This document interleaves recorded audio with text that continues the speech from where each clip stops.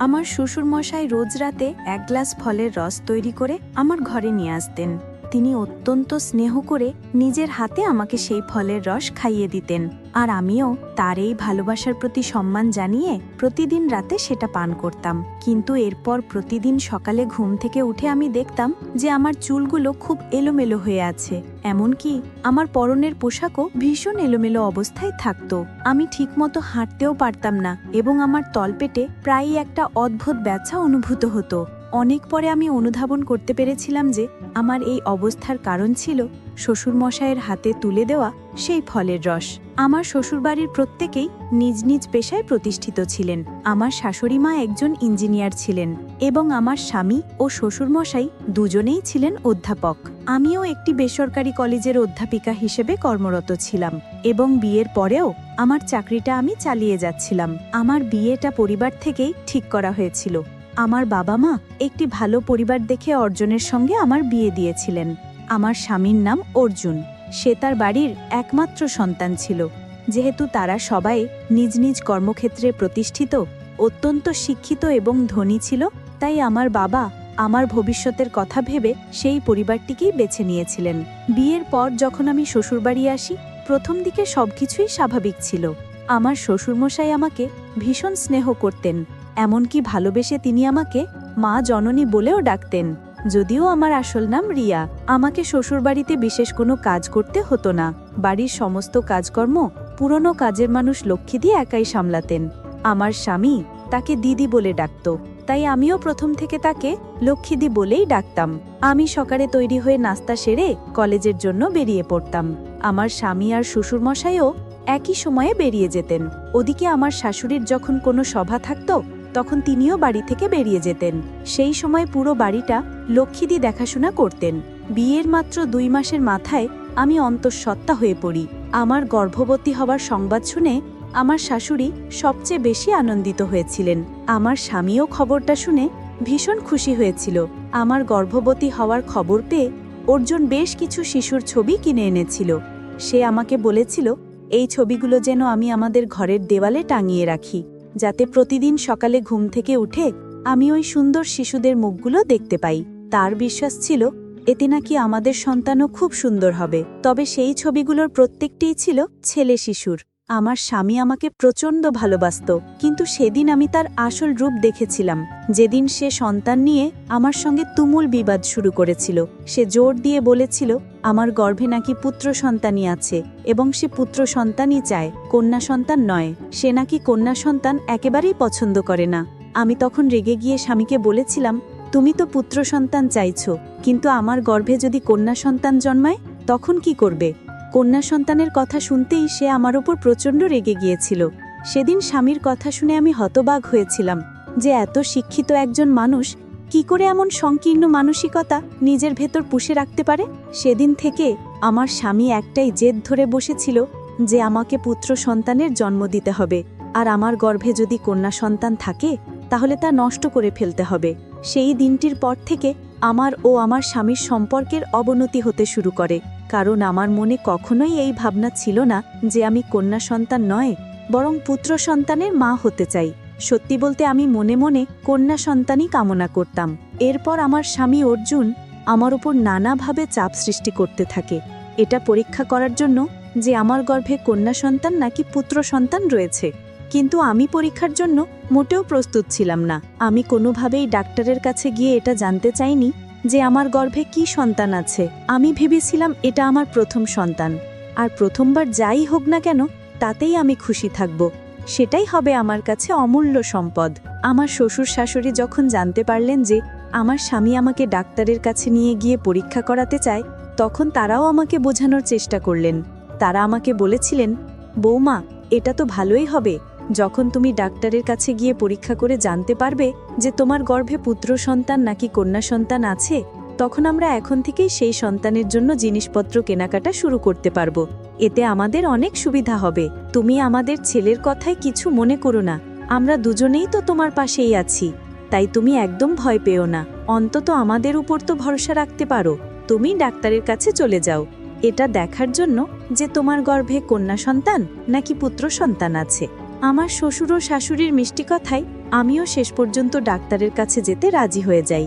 ডাক্তারের কাছে যাওয়ার কিছুদিন পর যখন আমার পরীক্ষার রিপোর্টটা স্বামী বাড়িতে নিয়ে আসে, তখন সে ঘরে ঢুকেই এক হাতে রিপোর্টটা আর অন্য হাতে আমার হাতটা শক্ত করে চেপে ধরে অত্যন্ত রেগে গিয়ে বলল, রিয়া, তুমি এখনই আমার সঙ্গে ডাক্তারের কাছে চলো। আমি তখন তাকে জিজ্ঞেস করলাম, হঠাৎ করে ডাক্তারের কাছে কেন যেতে হবে? আমি তো এখন পুরোপুরি সুস্থ আছি, এখন তো ডাক্তারের কাছে যাবার কোনো প্রয়োজন নেই। তখন স্বামী আরও রেগে গিয়ে বলল, আমি যা পছন্দ করি না সেটাই তোমার গর্ভে আছে। শুধু তা না, তোমার গর্ভে 2টো যমজ কন্যা সন্তান আছে, যা আমি কোনো দিনও মেনে নিতে পারবো না। আমার স্বামী কখনোই চায়নি যে আমার এই কন্যা সন্তান দুটি পৃথিবীর আলো দেখুক, তাই সে আমার সন্তান দুটিকে নষ্ট করে দিতে চেয়েছিল। কিন্তু আমি কোনোভাবেই ডাক্তারের কাছে যেতে রাজি ছিলাম না। সেদিন আমার স্বামী যখন আমাকে ডাক্তারের কাছে নিয়ে যাওয়ার জন্য হাত ধরে টানাটানি শুরু করেছিল, তখন আমি চিৎকার করতে শুরু করি। আমি যেহেতু দোতলার ঘরে থাকতাম, আমার চিৎকার শুনে আমার শ্বশুর ও শাশুড়ি ওপরে এসে আমার প্রতি তার ছেলের সেই দুর্ব্যবহার নিজের চোখে দেখতে পান। আমার শ্বশুরমশাই তখন তার ছেলেকে প্রচণ্ড রেগে ধমক দিয়ে বলেছিলেন, খবরদার, আজকের পর থেকে আমার বৌমার সঙ্গে তুই আর কখনো এই ধরনের আচরণ করবি না, নয়তো অর্জুন, আমি তোকে এই বাড়ি থেকে বের করে দেব। এমনকি আমার শাশুড়ি মাও তার ছেলেকে আঙ্গুল দেখিয়ে বলেছিলেন, অর্জুন, আমার বৌমা এখন গর্ভবতী, এটা তুই খুব ভালো করেই জানিস। এই অবস্থায় ওর সঙ্গে এতটা খারাপ ব্যবহার করার সাহস তোর কি করে হলো? আমি নিজে একজন সমাজসেবী, তাই আমার বাড়িতে আমার বৌমার সঙ্গে কোনো অন্যায় আমি হতে দেব না। আজকের পর থেকে যদি তুই রিয়ার সঙ্গে কোনো খারাপ ব্যবহার করিস, তাহলে তোকে আমি এই বাড়ি থেকে বের করে দিতে বাধ্য হব। স্বামীর আমার প্রতি এতটা নির্দয় আচরণ দেখে আমি যখন কষ্ট পেয়ে কাঁদছিলাম, তখন আমার শ্বশুরমশাই আমাকে জড়িয়ে ধরে আমার মাথায় হাত বুলিয়ে বলেছিলেন, মা জননী, তুমি একদম কেঁদো না, আমরা তো তোমার পাশেই আছি। আজকের পর থেকে আমি নিজে তোমার দেখাশোনা করব। তুমি কোনো চিন্তা করো না, তোমার সন্তানের আমরা কিচ্ছু হতে দেব না, কারণ ওই সন্তান তো আমাদেরও, তাই আমাদেরও একটা দায়িত্ব আছে। এরপর আমার শাশুড়ি বলেছিলেন, বৌমা, আমি তো সারাদিন বাইরে ব্যস্ত থাকি, তাই তোমার শ্বশুরমশাই বাড়িতে থাকলে তোমার দেখভাল উনিই করবেন, তুমি একদম ভয় পেও না। আমি শ্বশুর শাশুড়ির কথায় ভরসা করে আর বাপের বাড়ি যাইনি। না হলে আমি তো ভেবেই নিয়েছিলাম যে আমার স্বামী অর্জুন যেহেতু আমার সন্তান দুটিকে গ্রহণ করবে না, তাই আমি বাপের বাড়ি চলে যাব। আমার স্বামী অর্জুনের এই খারাপ ব্যবহারের কথাগুলো আমি আমার বাবা মাকে আগেই জানিয়েছিলাম এবং এটাও বলেছিলাম যে আমার শ্বশুর শাশুড়ি কিভাবে আমার যত্ন নেন এবং আমাকে ভালোবাসেন। আমার বাবা মাও আমার শ্বশুর শাশুড়ির উপর ভরসা করেই আমাকে সেখানে রেখেছিলেন, না হলে তারাও আমাকে নিজেদের সঙ্গে বাড়ি নিয়ে যেতেন। সেদিনের পর থেকে প্রতিদিন রাত্রে আমার শ্বশুরমশাই অনেক স্নেহ নিয়ে আমার ঘরে ফলের রস নিয়ে আসতেন, আর আমি সেই রস বেশ তৃপ্তি করেই খেতাম। কিন্তু আমি জানতাম না সেটা কিসের রস, কারণ শ্বশুরমশাই নিজের হাতে আমাকে খাইয়ে দিতেন। শুধু তাই নয়, তিনি বলেছিলেন, রিয়া, তোমাকে নিচে নামার কোনো দরকার নেই, বাড়ির সব কাজ বাড়ির মানুষেরা করে নেবে, তুমি শুধু ওপরে থেকে নিজের আর তোমার সন্তানের খেয়াল রাখো। শ্বশুরমশাইয়ের কথা শুনে আমিও ওপরের ঘরেই থাকতাম, যা প্রয়োজন হতো লক্ষ্মীদেরকে ডেকে বলতাম। ওদিকে আমার স্বামী তো সেই দিনের পর থেকে আমার ঘরে থাকা তো দূরের কথা, আমার সঙ্গে কথাই বলা বন্ধ করে দিয়েছিল। সে আমার মুখ দেখবে না বলে নিচের তলার একটা ঘরে থাকতে শুরু করেছিল, আর আমার শ্বশুরমশাই সকালের নাস্তা থেকে শুরু করে রাতের খাবার সবকিছুই নিজের হাতে আমার জন্য নিয়ে আসতেন এবং আমাকে অনেক যত্ন করে খাইয়ে দিতেন। এভাবে প্রায় 1 সপ্তাহ চলার পর কেন জানি না রাতের বেলা শ্বশুরের হাত থেকে সেই ফলের রস খাওয়ার পরদিন সকালে আমার শরীরটা খুব খারাপ লাগতো। এভাবে প্রায় 10 দিন কেটে যাবার পর আমি আমার শাশুড়িকে বিষয়টা জানাই। আমি তাকে বলি যে শ্বশুরমশাই আমাকে রাতে যে রসটা দেন সেটা খাওয়ার পরেই হয়তো আমার শরীর খারাপ করে।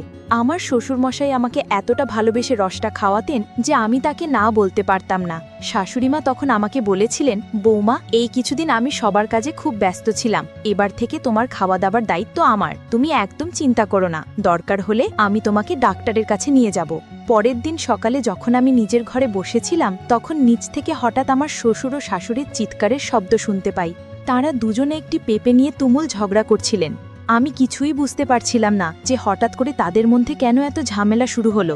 কিছুক্ষণ পর আমার শাশুড়ি দ্রুত পায়ে ওপরে আমার ঘরে এসে দরজাটা বন্ধ করে দিলেন এবং আমার হাত ধরে বিছানায় বসিয়ে বললেন, রিয়া, তুমি এক্ষুনি তোমার বাবা মাকে ফোন করে এখানে আসতে বলো, আমাকে এখান থেকে নিয়ে যাওয়ার জন্য। আমি তখন খুব ভয় পেয়ে আমার শাশুড়ি মায়ের হাত ধরে বললাম, মা, আমার ভীষণ ভয় করছে, আপনার আর বাবার মধ্যে কি নিয়ে ঝামেলা হয়েছে, আমাকে খুলে বলুন। আমার শাশুড়িমা তখন আমাকে যা বলেছিলেন তা শুনে আমার পায়ের নিচের মাটি যেন সরে গেল। আমি তার কথা শুনে ভয়ে হতবিম্ব হয়ে দ্রুত আমার বাবা মাকে ফোন করে আমার শ্বশুরবাড়িতে আসতে বলি, আমাকে সেখান থেকে নিয়ে যাবার জন্য। আমার শাশুড়িমা বলেছিলেন, রিয়া, তোমার শ্বশুরমশাই প্রত্যেক রাতে তোমাকে পাকা পেঁপের শরবত খাওয়াতেন, ওই জন্যই তোমার শরীর খারাপ করত। আর পাকা পেঁপের শরবত তোমাকে কেন খাওয়ানো হতো সেটা তুমি নিশ্চয়ই বুঝতে পারছো। শাশুড়ির কথা শুনে আপনারাও হয়তো চমকে উঠেছেন। হ্যাঁ, আমার শ্বশুর প্রত্যেক রাতে আমাকে পাকা পেঁপের শরবত করে খাওয়াতেন, যা আমি জানতেও পারিনি। শুধু তাই নয়, সকাল থেকে রাত পর্যন্ত প্রত্যেকটি খাবারের সঙ্গে তিনি পেঁপের কিছুটা অংশ মিশিয়ে দিতেন। আমার শ্বশুরমশাই কেন আমাকে পেঁপের শরবত খাওয়াতেন তা হয়তো আপনারা এতক্ষণে বুঝতে পেরেছেন। আসলে আমার শ্বশুরমশাই তার ছেলের সঙ্গে হাত মিলিয়েছিলেন, যা আমি বা আমার শাশুড়িমাও ঘূর্ণাক্ষরে টের পাইনি। আমি তো ভাবতেও পারিনি যে আমার শাশুড়িমা আমাকে এতটা সাহায্য করবেন। শ্বশুরের আসল উদ্দেশ্য জানার পর আমার পৃথিবীটা যেন দুলে উঠেছিল, কারণ আমার শাশুড়িমা নিজের চোখে দেখেছিলেন যে আমার শ্বশুর কিভাবে নিজের হাতে আমার জন্য পাকা পেঁপের শরবত তৈরি করছিলেন। আমার শাশুড়ি সবকিছু বুঝতে পেরে আমার শ্বশুরকে বাধা দেওয়ার চেষ্টা করেছিলেন। সেদিন আমার বাবা মা যখন আমাকে সেখান থেকে নিয়ে যান, সেদিনই আমার শ্বশুরবাড়ির সঙ্গে সমস্ত সম্পর্ক ছিন্ন হয়ে যায়। কারণ আমার শ্বশুর আমার স্বামী স্পষ্ট বলে দিয়েছিল ওই বাড়িতে থাকতে হলে আমাকে আমার গর্ভের সন্তান দুটোকে নষ্ট করতে হবে, যা আমি কোনোদিনও করতাম না। প্রত্যেক নারীই জানে তাদের গর্ভে যখন একটি সন্তান আসে তার অনুভূতি ও আনন্দ কতটা গভীর। কোনো মাই চাইবে না তার প্রথম সন্তানকে কোনোভাবে আঘাত করতে। তাই আমিও তাদের সঙ্গে সব সম্পর্ক ছিন্ন করে আমার বাবা মায়ের সঙ্গে বাপের বাড়ি চলে এসেছিলাম। কারণ আমি বুঝে গিয়েছিলাম শ্বশুরবাড়িতে থাকলে আমার শ্বশুরমশাই ও আমার স্বামী মিলে কোনো না কোনো অজুহাতে আমার সন্তানদের ক্ষতি করে দেবে। আমি বাবা মায়ের সঙ্গে বাড়ি ফিরে আসার 7 মাস পর দুটি ফুটফুটে কন্যা সন্তানের জন্ম দিয়েছিলাম। এই ঘটনাটা ঘটার পর আজ 1 বছর হয়ে গেছে। আমার মেয়েরা এখন 1 বছরের, কিন্তু আমার শ্বশুরমশাই ও আমার স্বামী আজও পর্যন্ত আমার মেয়েদের মুখ দেখতে আসেনি। তবে আমার শাশুড়ি প্রতি মাসে আমার ও আমার মেয়েদের সঙ্গে দেখা করতে আসেন। আমার বাবা মা তো স্পষ্ট জানিয়ে দিয়েছেন যে ওই বাড়িতে আমাকে আর কখনোই পাঠাবেন না এবং তারা নিজেদের নাতনিদের সমস্ত দায়িত্ব পালন করতে পারবেন। আসলে আমার শ্বশুরমশাই ও আমার স্বামী যেহেতু অধ্যাপক ছিল, তাই তারা আইনের ভয় আমার সঙ্গে খুব চতুরতার সঙ্গে অন্যায় করার চেষ্টা করেছিল। কারণ তারা খুব ভালো করেই জানত যে তারা যদি সরাসরি আমার সঙ্গে কোনো অন্যায় করত তাহলে আমি নিশ্চয়ই পুলিশের সাহায্য নিতাম। তাই আমার শ্বশুর চালাকি করে তার ছেলের পক্ষ নিয়ে আমাকে নিজের মিথ্যে ভালোবাসার জালে ফাঁসিয়ে আমার মেয়ে দুটোর ক্ষতি করতে চেয়েছিল। এখন আমি শুধু বেঁচে আছি আমার মেয়ে দুটোর মুখ দেখে। তারা দুজনে যখন আমাকে মা বলে ডাকে তখন আমার জীবনের সব দুঃখ কষ্ট দূর হয়ে যায়। আমি ওই ধরনের পরিবারের মানুষদের সঙ্গে থাকতে চাই না যারা মেয়েদের তুচ্ছ নিচু চোখে দেখে। তার থেকে অনেক ভালো আমি সারা জীবন আমার দুটো মেয়েকে নিয়েই কাটিয়ে দেব। বন্ধুরা, আজকের গল্পটি এখানেই শেষ করছি। গল্পে কোনো ভুল ত্রুটি থাকলে ক্ষমা করে দেবেন। গল্পটি ভালো লাগলে অবশ্যই লাইক, শেয়ার ও সাবস্ক্রাইব করতে ভুলবেন না।